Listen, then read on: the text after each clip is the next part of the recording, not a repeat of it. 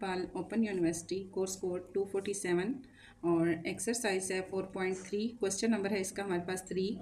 2 साल के लिए 6% सालाना शरह के हिसाब से अलाइड बैंक ने 8034 रुपये मुनाफा के तौर पर हासिल किए।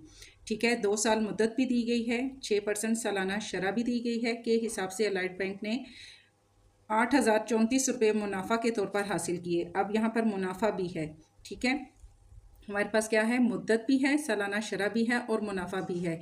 मिसिंग चीज़ इसमें हमारे पास क्या है, असल अमाउंट, असल ज़र या असल अमाउंट आप उसको कह लें, वो हमारे पास यहाँ पर मौजूद नहीं है कि बैंक ने कितनी अमाउंट के ऊपर इतना मुनाफा हासिल किया। ठीक है, बैंक ने कितने रुपए कर्जा दिया। अब जो असल अमाउंट है हमने इसमें वो फाइंड करनी है कि असल अमाउंट इसमें क्या है। साल हमारे पास है, यहाँ पर मुद्दत है 2 साल, इसी तरह हमारे पास शरह है इसमें 6% और मुनाफा है हमारे पास 8034। ये चीज़ हमारे पास आ गई। फाइंड हमने क्या करना है, फाइंड हमने करनी है इसमें असल ज़र, असल अमाउंट जो बैंक ने कर्जा दिया वो हमने इसमें फाइंड करनी है। तो यहाँ पर हम ले लेते हैं क्वेश्चन मार्क। ठीक है, इसमें हमने फाइंड करना है बैंक ने असल अमाउंट कितनी दी। ठीक है, असल अमाउंट हमारे पास क्या हो जाएगी, कंपाउंड मुनाफा, क्योंकि बैंक जब भी कोई कर्जा देता है उस पर जो उसको अमाउंट या मुनाफा होता है उसको हम क्या कहते हैं, कंपाउंड मुनाफा। और ये हमने क्वेश्चन पीछे सॉल्व किए हुए हैं। ठीक है, कंपाउंड मुनाफा हमने इसका फाइंड करना है। कंपाउंड मुनाफा का जो हमारे पास फार्मूला है वो हमने यहाँ पर लेना है, कंपाउंड मुनाफा, और इसका हमारे पास जो फार्मूला है बुक में वो है असल ज़र। ठीक है जी, कंपाउंड मुनाफे के लिए हमने फार्मूला लेना है इसमें, कंपाउंड मुनाफा इज इक्वल टू असल ज़र, और यहाँ पर हमारे पास आ जाएगा 1 + 6 ओवर हमारे पास आ जाएगा 100, और यहाँ पर हमारे पास आ जाएगी इसकी जो पावर के तौर पे हमारे पास आ जाता है यहाँ पर मुद्दत, और माइनस हम करेंगे इसमें से असल ज़र, क्योंकि हमने कंपाउंड मुनाफा फाइंड करना है।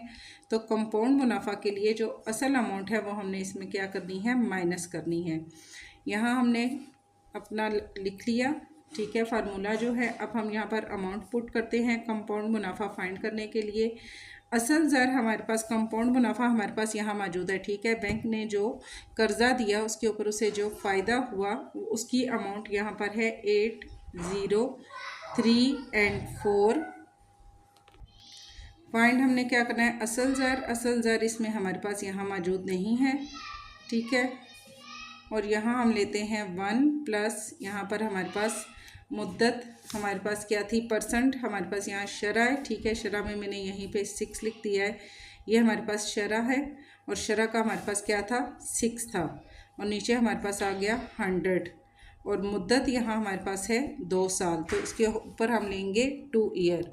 माइनस हमने करनी है इसमें असल ज़र, और असल ज़र की जगह हमने असल ज़र ही लिखना है क्योंकि ये हमारे पास अभी फाइंड नहीं हुई। ठीक हो गया जी। यहाँ हमने सारी फार्मूले के तहत जितनी भी हमारे पास रकम थी वो हमने सारी यहाँ पे पुट कर ली हैं। यहाँ पर डायरेक्ट मैं इसको सॉल्व कर देती हूँ। हम यहाँ लिखते हैं 803 और 4, ये हमारे पास हो गया कंपाउंड मुनाफा, असल ज़र। यहाँ पर अगर हम इसको करते हैं, 6 को 100 पे डिवाइड करते हैं और फिर हम उसमें 1 को प्लस करते हैं, 6 को डिवाइड करते हैं हम 100 पे, और इज इक्वल टू, और इसमें हम प्लस करते हैं 1 इज इक्वल टू, हमारे पास आता है 1.0 और 6, 1.0 और 6, ये हमारे पास आ जाता है। पावर इसकी है हमारे पास 2, माइनस हम लिखेंगे यहाँ पर असल ज़र। ठीक हो गया। अब इसकी पावर हमारे पास 2 है, जब हम इसकी पावर 2 लेंगे, इसको हम मल्टीप्लाई करेंगे 1.0 और 6, 1.0 और 6 को 1.0 और 6 से ही हम मल्टीप्लाई करते हैं तो हमारे पास आएगा 1.123 और 6। ब्रैकेट के अंदर हमारे पास आ रही है अमाउंट 1.123 और 6। अब हम ऊपर इसकी पावर नहीं लेंगे क्योंकि ये हमने इसमें फाइंड कर ली है, माइनस असल ज़र इसी तरह से हमारे पास आ जाएगा लिखा हुआ।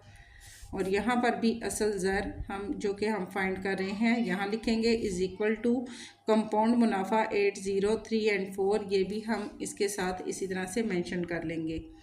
अब असल मुनाफा जो है, असल ज़र हमारे पास दो जगह पे है, यहाँ भी हमारे पास असल ज़र है और यहाँ भी हमारे पास क्या है, असल ज़र है।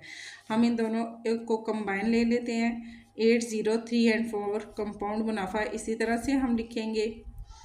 ठीक है, असल ज़र को हम एक बार ले लेते हैं असल ज़र, और यहाँ पर हम लेते हैं 1.1, 2, 3 एंड 6 और इसमें से हम माइनस करते हैं 1। अब ये 1 हमने कहाँ से लिया, ये जो असल ज़र है -1, इसका हमने यहाँ पे -1 ले लिया। असल ज़र एक बार हमने लिखा, यहाँ पर माइनस असल ज़र है तो -1 हम इसका ले लेंगे, इसमें से हम 1 को माइनस करेंगे तो हमारे पास जो अमाउंट आएगी 8, 0, 3 एंड 4 इज़ इक्वल टू हम लिखेंगे असल ज़र, और इसमें से अगर हम माइनस करते हैं 1.123 एंड 6 में से हम माइनस करते हैं 1 इज़ इक्वल टू हमारे पास आता है 0.123 एंड 6, 0.123 एंड 6, ये चीज़ हमारे पास आ जाती है। अब यहाँ हमारे पास फाइंड हमने क्या करनी है, असल ज़र हमने फाइंड करनी है। इस इक्वेशन को जब हम यहाँ लेकर आएंगे तो ये हमारे पास फ्रैक्शन में आ जाएगी। ठीक है, 8, 0, 3 एंड 4 और ये वाली अमाउंट नीचे आ जाएगी इसके 0.123 and 6 is equal to find हमने क्या करनी है, असल ज़र।